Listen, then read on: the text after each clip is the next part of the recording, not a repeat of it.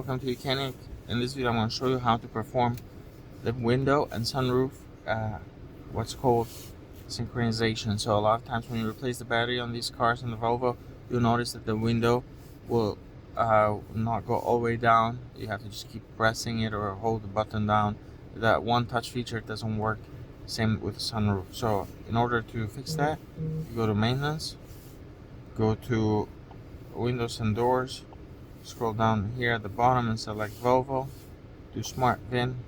You can manually select this the model, so in this case we're working on 2018 Volvo XC90, but you can manually select that as well. Smart VIN will take a few seconds, but it'll automatically detect what model we're working on.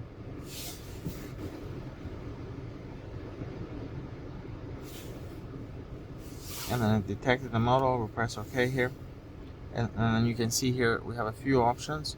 We have initialize an operational roof, or panorama roof, tailgate operation control, so you can synchronize where the lift gate stops, so you can relearn the position, the end position. So if you don't want it to open too high, you can actually reset that. Let's go back, and then initializing windows in the front door. So this is what you wanna do if the windows are not working correctly. Now keep in mind the problem could be the motor is inside if your windows don't actually work. But if they are working but just the one touch feature doesn't work, then